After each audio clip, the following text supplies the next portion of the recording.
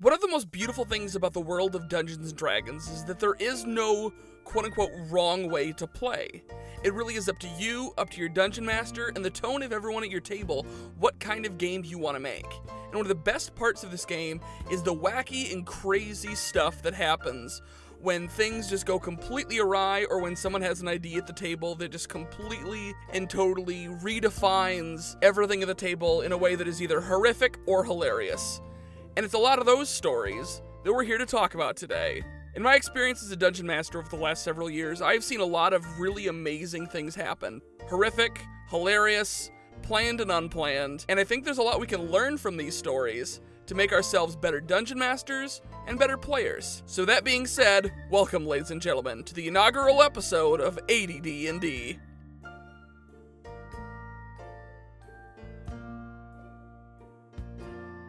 Today we're going to talk about character creation. In fact, we're talking about the very first character I ever created in Dungeons & Dragons.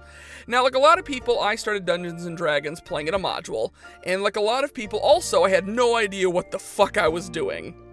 I was a much less experienced DM back then, and I only knew about what half the rules did, and we kind of just played everything by the seat of our pants, and without realizing the main structure of how things work, I ran into an encounter in Lost Mines of Phandelver that looked a little bit like this giant castle in which there was just enemies everywhere and people hiding in arrow slits and all this stuff going on, and I thought, oh my goodness, my party is going to be absolutely destroyed. And we'd only been playing for a couple months at this point, and no one wanted a TPK at that point. So what am I going to do? Well, I need to invent a fun character for these guys to interact with. Not only to change things up in the game and give it a bit more personality, and establish that while there was still danger in this encounter, it wasn't going to be this massive curb stomp that it looked like it was going to be. So I don't know originally where I came up with such an off-brand character that just redefined this game forever. Because up until this point, we'd played pretty standard D&D, and everything was pretty grounded, changed some things up here and there, but nothing too out of the ordinary. And then came Helter Skelter. And I'm not talking about the Beatles song at this point, I'm talking about my first D&D PC, Helter Skelter, the rock and roll time-traveling skeleton.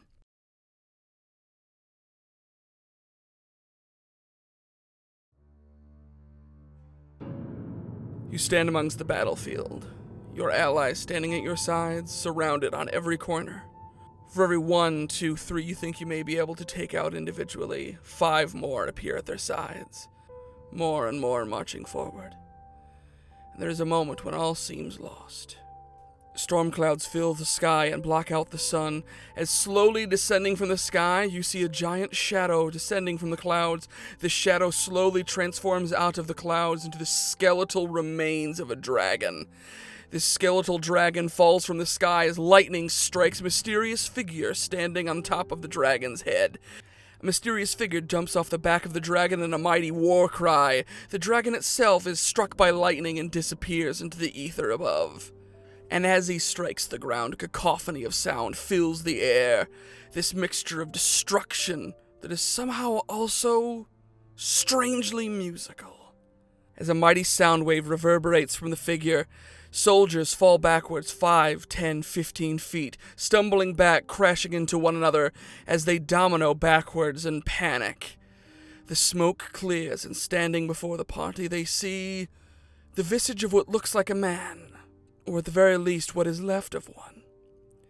For the figure does appear human at first, but his skin, his organs have all been stripped away, leaving only the skeletal husk underneath. A large, black, billowing cape flows from his back. He dons himself in black leathers, with spikes, jewels, and studs in unconventional patterns scattered throughout his visage. Single leather straps straight across his shoulders, and held before him in his arms was a strange loot of which they had never seen before. The creature looked in the adventurer's general direction, the large holes in his face, the large concave emptiness of his eye sockets, staring back at them with no eyes yet to stare. A smile appears across his face, with no lips to hide the macabre imagery of his teeth.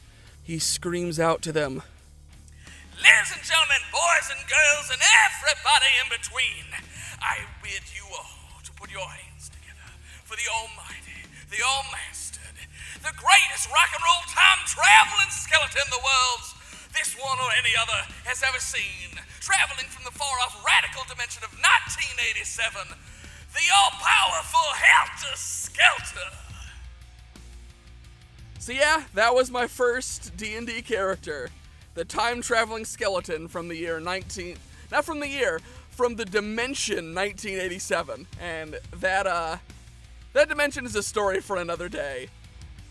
Will every campaign you go into in D&D allow you to do wild and crazy shit like this? No, but if you can, I absolutely believe that you should. D&D is a world of imagination, and while sometimes that imagination will come in a form that's a bit more grounded than this, I think there is something to appreciate just how far you can stretch the boundaries of what D&D can accomplish. And never have I found a better example of that than just the existence of Helter Skelter.